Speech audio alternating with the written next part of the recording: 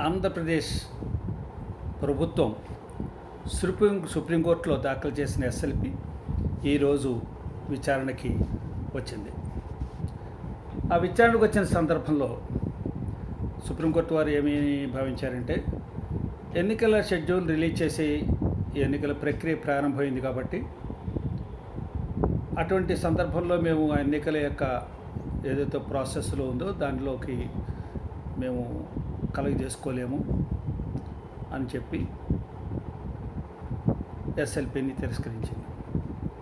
ఉద్యోగ సంఘాలు కూడా తమ వాదనలు వినిపిస్తాం, దీంట్లో మేము కూడా నెసరీ పార్టీసు అంచేత మమ్మల్ని పార్టీలుగా జాయిన్ చేసి మాకు అవకాశం ఉండే వాదన వినిపించడానికని అభ్యర్థిస్తూ వేసిన పిటిషన్ కూడా కొట్టివేసింది. అంటే ఇది ప్రజా ప్రయోజనాలు దీంట్లో ముడిపడి ఉన్నాయి కాబట్టి మా వాదనలు కూడా వినిపించినట్టయితే, మాకు ఒక అవకాశం ఇచ్చినట్టయితే and an effective and complete education అయి ఉండేది అని వాళ్ళ యొక్క ఉద్దేశంతో వాళ్ళు ఆ విధంగా వాళ్ళు ప్రయత్నం చేశారు. సుప్రీంకోర్టు దానికి అనుమతి ఇవ్వలేదు. ఇంకా మామూలుగా విషయానికి వచ్చేసినట్టయితే, డివిజన్ బెంచ్ ఇచ్చిన తీర్పు తర్వాత మన ఎన్నికల కమిషనర్ గారు, ఆంధ్రప్రదేశ్ ఎన్నికల కమిషనర్ గారు పంచాయతీ ఎన్నికలు నిర్వహించడానికి ఏదైతే వాళ్ళు షెడ్యూల్ ప్రారంభించారో ఆ షెడ్యూల్ ప్రకారం ఆయన పని డివిజన్ బెంచ్ తీర్పు వచ్చిన తర్వాత దానికి కొనసాగించారు. ఆ దాంట్లో భాగంగానే చీఫ్ సెక్రటరీ గారికి లెటర్లు రాయడము, కొంతమంది అధికారుల మీద క్రమశిక్షణ చర్యలు తీసుకుంటున్నట్టుగా, కొంతమంది సస్పెండ్ చేస్తున్నట్టుగా, కొంతమంది విధుల నుంచి మారుస్తూ కొత్త ప్రాంతాలకు వారి స్థానాల్లో కొత్త అధికారులు వేయడానికి చీఫ్ సెక్రటరీ గారిని పేర్లు సిఫార్సు చేయమని, అదే విధంగా డిఐజీ గారిని కూడా కొన్ని పేర్లు సిఫార్సు చేయమని పోలీస్ అధికారులు ఎస్పీలని వాళ్ళ విధుల నుంచి తొలగిస్తూ ఆ స్థానంలో కొత్త ఎస్పీలు వేయడానికి ఆ విధంగా ఆయన ఆదేశాలు జారీ చేశారు. దాంతోపాటుగా ప్రెస్ మీట్ కూడా పెట్టారు. ప్రెస్ మీట్లో వారు ఈ షెడ్యూల్ గురించి, లేదా ఎన్నికలు ఏ గ్రామాలు ఏ షెడ్యూల్లోకి వస్తాయి, ఏ గ్రామాలు ఏ జిల్లాల్లో ఎక్కడెక్కడ ఎలా ఉన్నదో మొత్తం వివరణ ఇచ్చారు షెడ్యూల్ గురించి ఇమ్మీడియట్గా. ఆ తర్వాత జరిగిన పరిణామం ఏమిటంటే, వారు ప్రెస్ మీట్లో మాట్లాడుతూ ఒక ఎన్నికల పంచాయతీరాజ్ అధికారుల యొక్క అలసత్వం వల్ల, వారి యొక్క తప్పిదం వల్ల, అజాగ్రత్త వల్ల, వారి యొక్క బాధ్యత రాహిత్యం వల్ల ఎన్నికలకు వెళ్ళడానికి అవసరమైనటువంటి ఓటర్ల లిస్టుని సక్రమంగా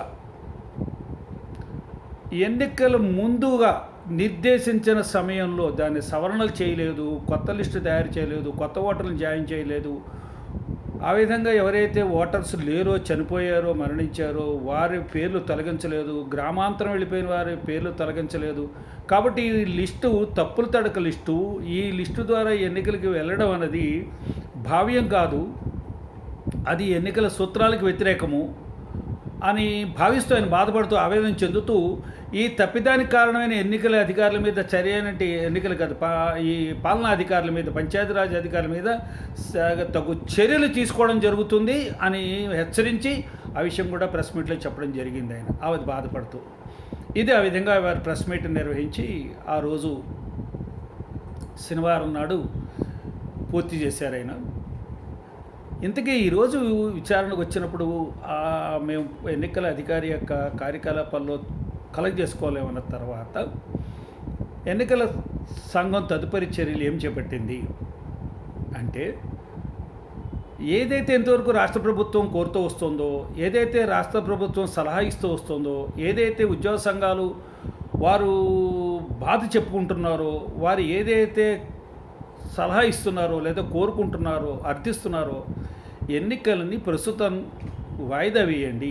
ఈ ప్రస్తుతం యొక్క కోవిడ్ వ్యాక్సినేషన్ ప్రోగ్రాం కార్యక్రమం అమల్లో ఉన్నప్పుడు ఇది నిర్వహించడం కష్టము, మేము వ్యాక్సినేషన్ తీసుకోకుండా మేము ఎన్నికలకి రాలేము, విధి నిర్వహించలేము, మాకు కాస్తంత అభద్రతా భావం ఉంది అని చెప్పినప్పుడు వారి మాట ఖాతరు చేయకుండా ఎన్నికల షెడ్యూల్ను ప్రకటించి ఆ షెడ్యూల్ ప్రకారం ఎన్నికలకు వెళ్తున్నానని, అప్పుడే తదుపరి చర్యలన్నీ చేస్తూ చీఫ్ సెక్రటరీ గారు ఉత్తరాలు రాస్తూ, చీఫ్ సెక్రటరీ గారు చెప్పిన మాటలేమీ ఖాతరు వినకుండా, సమన్వయం పాటించకుండా, సమన్వయంతో పాటు సంయమనం కూడా పాటించుకోకుండా వారు వ్యవహరిస్తూ వెళ్తున్నారు.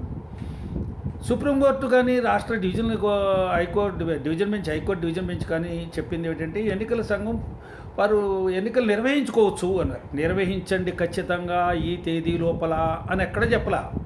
మీరు నిర్వహించి తీరవలసిందే అని డైరెక్షన్ ఏమిలా. వారు నిర్వహించాలనుకుంటే నిర్వహించుకోవచ్చు అన్నట్టుగానే చెప్పారు. తప్పేం లేదు దాంట్లో. వారికి ఆ పవర్ ఉంది. ఎన్నికల కమిషన్ ఎప్పుడైనా ఎన్నికలు నిర్వహించవచ్చు ఇఫ్ దే సో ఫీల్ అని వారు అలా అనుకున్నట్టయితే. ఇంకో విషయం కూడా చెప్పారు. రాష్ట్ర ప్రభుత్వం ఉన్నత అధికారులతో, ప్రధాన కార్యదర్శితో చర్చించండి, ప్రిన్సిపాల్ సెక్రటరీ స్థాయి కాని వాళ్ళతో అనేటప్పుడు చర్చించారు. ఆ చర్చించలే, వాళ్ళు మాట్లాడేదో విన్నారు, ఈ నిర్ణయం చెప్పారు, అయిపోయింది. ఇప్పుడు జరిగిన కొత్త డెవలప్మెంట్ ఏమిటంటే, ఎవరైతే రాష్ట్ర ప్రభుత్వం కానీ అధికారుల సంఘాలు కానీ ఏమి చెప్పాయో ఆ పనే చేశారు ఎన్నికల కమిషనర్ నిమ్మగడ్డ రమేష్ కుమార్ గారు. ఈవేళ ఎన్నికల ప్రణాళిక ఆల్రెడీ ప్రకటించారు. నామినేషన్ల యొక్క ఘట్టం ప్రారంభమైంది. నామినేషన్ ఘట్టానికి ఎవరు అధికారులు వెళ్ళలేదు, అధికారులు నామినేషన్లు తీసుకోలేదు. నామినేషన్ ఘట్టం ప్రారంభమైంది అనుకున్నారు కానీ డిఫంక్ట్ ఎన్నికల కమిషనర్ గారి ఆధీనంలో కదండి ఇవన్నీ జరుగుతాయి. ఆయన యొక్క నిర్వహణలో జరిగేటువంటి ఎన్నికల కమిషనర్ నిర్వహణలో జరిగేటువంటి ఏదైతే కార్యక్రమం ఉందో కార్యకలాపాలు అవన్నీ కూడా ఎఫెక్టివ్గా జరగలే. ఎఫెక్టివ్ అంటే అసలు జరగలేని చెప్పాలి. 1-2 చోట్ల నామినేషన్ వేశారన్నారు కాదు. రాష్ట్రం అంతా ఏదైతే ప్రణాళిక ప్రకటించారో ఆ ప్రణాళిక ప్రకారం పని ప్రారంభం కాలేదు.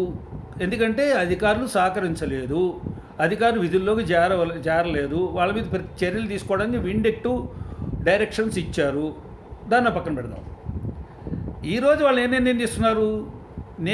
సుప్రీంకోర్టు వారి యొక్క ఎన్నికల షెడ్యూల్లో ఏదైతే అది ప్రక్రియ ఉందో ప్రక్రియలో మేము వేలు పెట్టలేము, కలగ చేసుకోలేము అన్నప్పుడు అర్థం ఏంటంటే ఎన్నికల కమిషనర్ గారు ఆలోచించి ఆయన విజ్ఞతకి ఆయనే ఈకెన్ మొన్నైతే లాస్ట్ ఇయర్ 2020లో ఆయన ఎలా అయితే ఎన్నికలు పోస్ట్పోన్ చేశారో అలా విధంగా ఆయన పోస్ట్పోన్ చేసుకోవచ్చు. ఆయనకే అధికారం ఉంది. ఆయన ఎన్నికల ప్రక్రియలో కలగ చేసుకునే అధికారం ఆయన తప్ప ఇంకెవరికి లేదు. రైట్, బాగుంది, మంచిది. కానీ ఆయన అదే చేశారు, నిరూపించారు. నాకు తప్ప ఇంకెవరికి అధికారం లేదని చెప్పి ఆయన నిరూపించేట్టు ఆయన తెలుసు, ఆ పవర్ ఎక్సర్సైజ్ చేశారు ఆయన. ఈవేళ షెడ్యూల్ 1ని ఇంకేదీ లేకుండా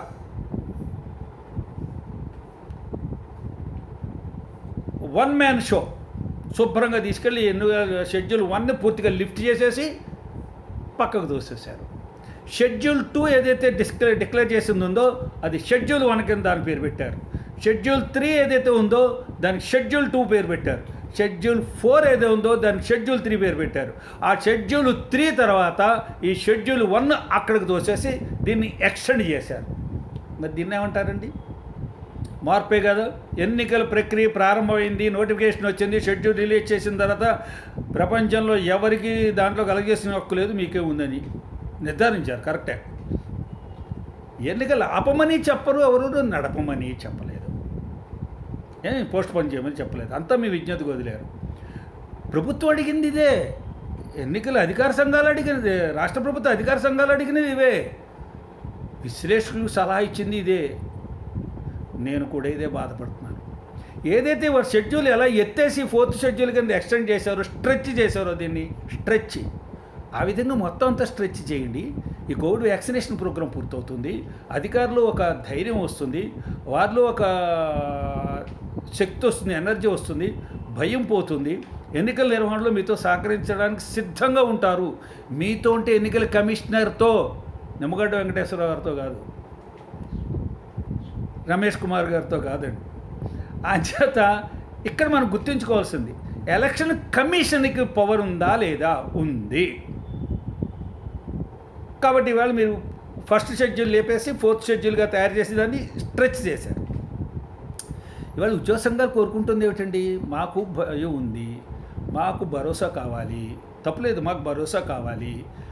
మేము విధిలో నిర్వహించాలంటే మాకు భయానక వాతావరణం ఉన్నాయి.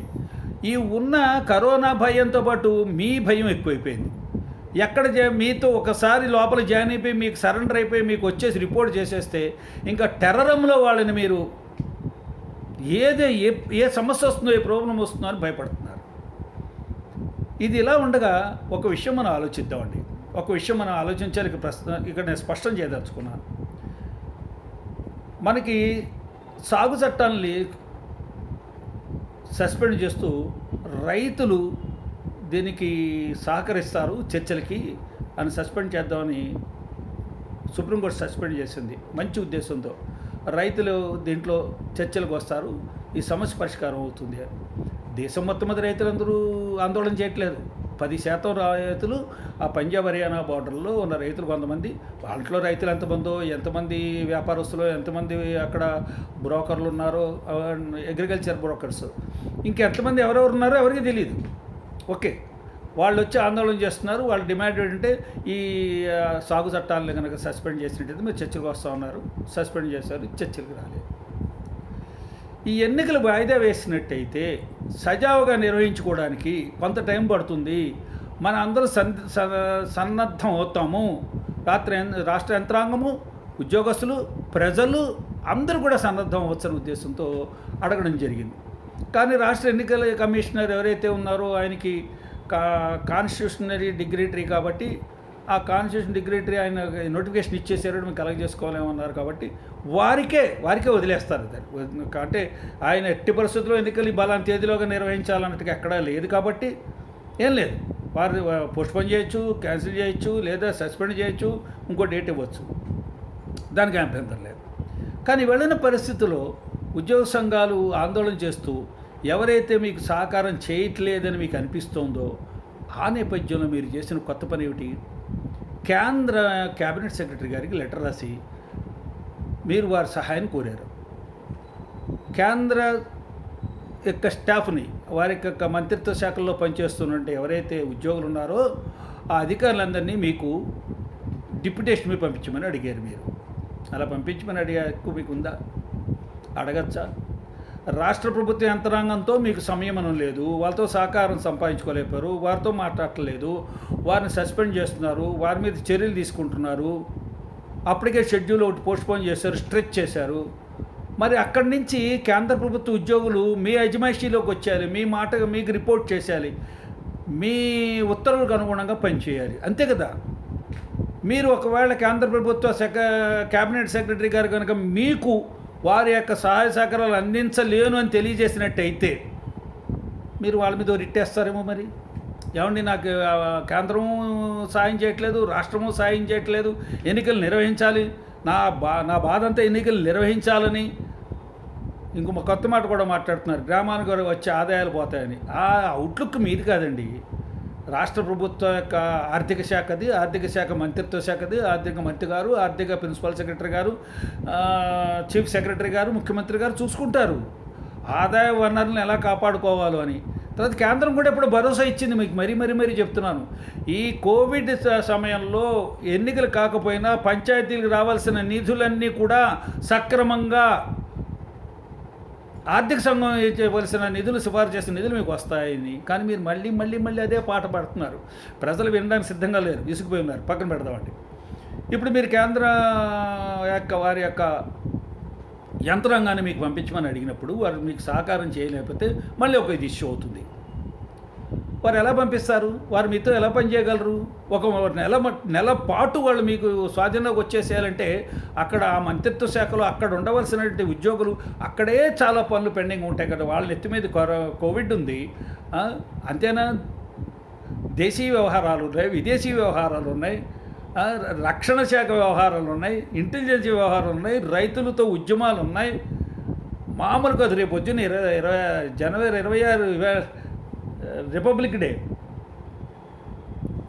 డే. దాని తర్వాత 15 రోజుల దాకా రిపబ్లిక్ డే యొక్క నిఘా ఉంటుంది, 15 గంట అతిథి వెళ్ళేపోయే వరకు.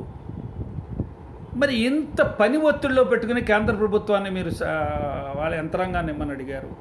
అది కాకుండా మళ్ళీ మీరు ఈ పోలీసులు సహకారం చేయట్లేదని చెప్పి అక్కడ మీరు వారిని కూడా అడిగారు. కేంద్ర బలగాల్ని మిమ్మల్ని అడుగుతా అన్నారు. ఏదేమైనా ఒక కన్ఫ్యూజన్, ఒక రిఫ్ట్, ఒక టజల్. దీంట్లో రాష్ట్ర ప్రజలు, రాష్ట్ర ప్రభుత్వ యంత్రాంగము అందరూ కన్ఫ్యూజన్లో వెళ్ళిపోలేదు. అనుకోవట్లేదు వాళ్ళు అందరూ కన్ఫ్యూజన్లో ఉన్నాము మనం అని. మీరు కూడా కన్ఫ్యూజన్ లేరు, మీకు నమ్మకం ఉందా? కాబట్టి మీకు ఒక చిన్న విన్నపం, ఈవేళ తప్పులు తడకలతో ఉన్న ఎన్నికల లిస్టు, ఓటర్ లిస్టుతో పాటు ఎన్నికలు వెళ్ళకండి. మీకే తెలుసు, మీరు చెప్పారు. అధికారులు మీరు చర్య తీసుకుంటా అన్నారు. చర్య తీసుకుంటానంటే అర్థం ఏంటి?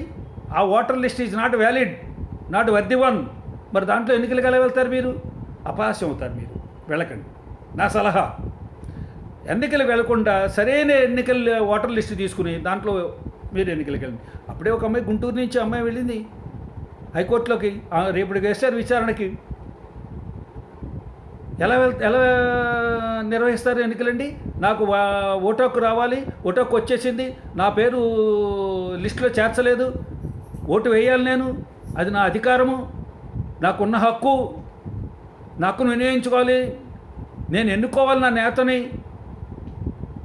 మీకు ఎంత విధి నిర్వహించడంలో మీకు శ్రద్ధ ఉందో, మీరు ఎంత పట్టుదలగా ఉన్నారో, ఆ అమ్మాయికి కూడా విధి నిర్వహణ ఉంది. ఓటును వినియోగించుకోవడం రాజ్యాంగ విధిలో ఒకటి. ఆ విధి నిర్వహణ కోసం అమ్మాయి పాటుపడదా? రాజ్యాంగం ప్రకారం అమ్మాయి హక్కులు కాపాడుకోవడానికి వెళ్ళదా? మీకెంత హక్కు ఉందో, ఎన్నికల కమిషనర్గా నాకు హక్కు ఉందని మొత్తం మీరు కోర్టుల చుట్టూ ఎలా తిప్పించేస్తున్నారో రాష్ట్ర యంత్రాంగాన్ని, ఆ అమ్మాయికి కూడా ఉంది. అమ్మాయి పంచాయతీ సర్పంచ్గానో మెంబర్గానో ఎక్కడొక్కడ పోటీ చేస్తుంది.